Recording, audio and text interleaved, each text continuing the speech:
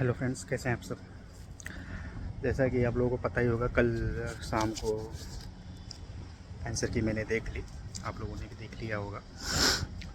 अब उसमें कुछ लोग कह रहे थे कुछ प्रश्न गलत है किसी शिफ्ट में, पता नहीं, मुझे नहीं पता। मैंने अपने वाले मिला लिए।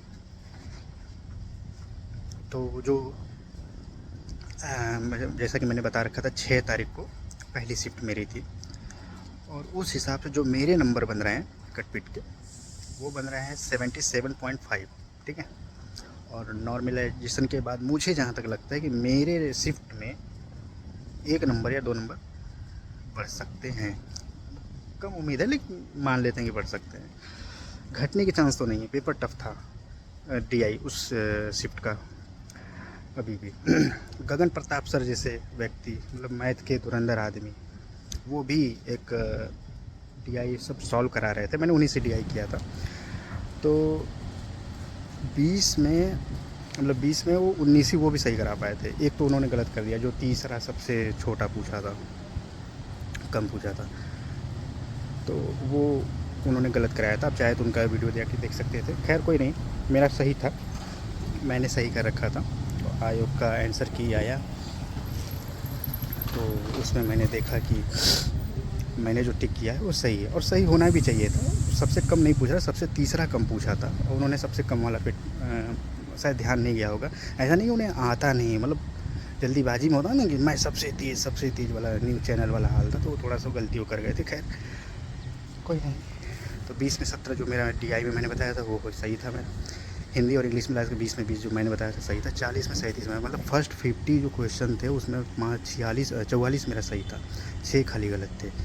लास्ट वाले में थोड़ा सा जो करंट अफेयर का पोर्शन, करंट अफेयर में मेरा शुरू से ही रिकॉर्ड ख़राब रहा। कभी जब पीसीएस में पहले नहीं होता था तो करंट अफेयर ही मेरी मुख्य वजह रहती थी।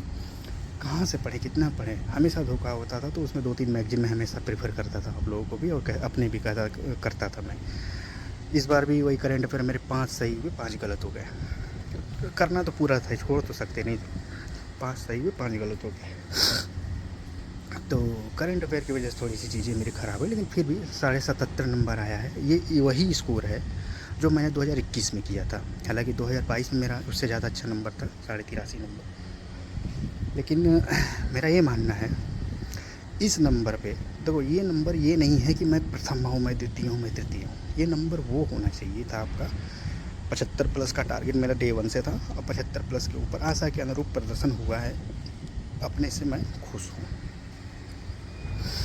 75 प्लस नंबर पे ये मान के चल रहे थे कि लोअर पीसेस, वीपीओ या वीडियो, और लेखपाल तो हमको लगता है 65 पे ही प्लस पे ही हो जाएगा।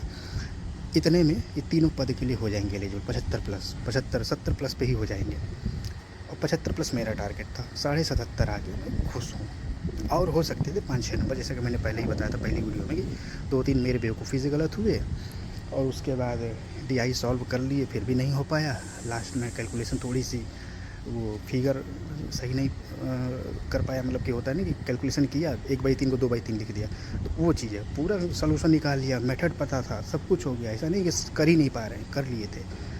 तो वो डीआई में 2 गया, 3 जीएस में चले गए हमारे। और करंट अफेयर थोड़ा सा यार पढ़ना चाहिए था। करंट अफेयर को लेकर मैं हमेशा वन लाइनर, जब मैं स्पीडी का पढ़ने बैठता हूँ मुझे आलस आने लगता है। कहानी मुझे अच्छी से समझ में आती, याद होती है। ये थोड़ा सा कहीं ना कहीं इसका कुछ इलाज करना पड़ेगा अपना। तो ये मान के चलो कि 5-6 नंबर थोड़ा सा लॉस हुआ है, लेकिन कोई नहीं।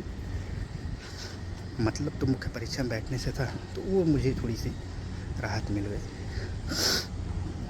और हर बार के पेट की तरह पिछली बार के पेट में तो बहुत ख़राब नंबर था। लेकिन वही बात है, मैंने कहा था ना, ख़राब नंबर से मतलब नहीं, परसेंटाइल से मतलब है।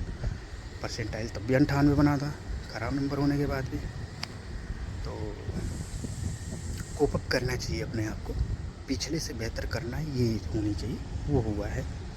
ठीक है। और छोटो सिली मिस्टेक ना, आप पूरी तैयारी करके जाओगे ना तब भी सिली मिस्टेक होंगी। और ये बेसिक सी एक बात है जो आप लोगों को भी और मुझे भी समझ में आ जानी चाहिए कि ये होना ही होना है। कभी भी आप 100% एक्यूरेसी नहीं रख सकते, कुछ ना कुछ सिली मिस्टेक हो ही जाएगा।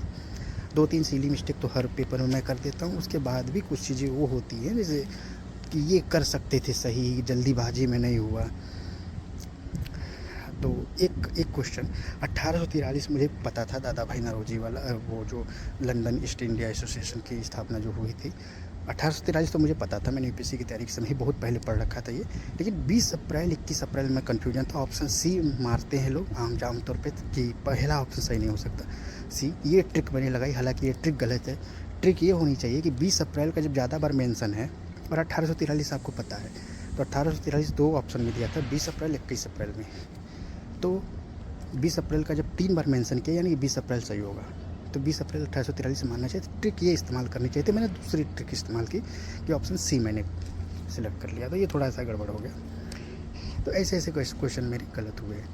ऐसा नहीं कि नॉलेज नहीं थी, पढ़े नहीं थे, लेकिन अब वही ये डेट पढ़ के जाना थोड़ा सा, और ट्रिक थोड़ी सी अच्छी लगानी चाहिए, जबकि मैं खुद ही ट्रिक का मास्टर आदमी हूँ, लेकिन फिर भी तो दिमाग ब्लॉक हो जाता है कभी कभी। रीजनिंग सॉल्व नहीं किए थे तो रीजनिंग सॉल्व करने का था क्या 20 क्वेश्चन तो वो भी करना है, तो ये थोड़ा सा घबराहट रहती थी मन में उसी वजह में।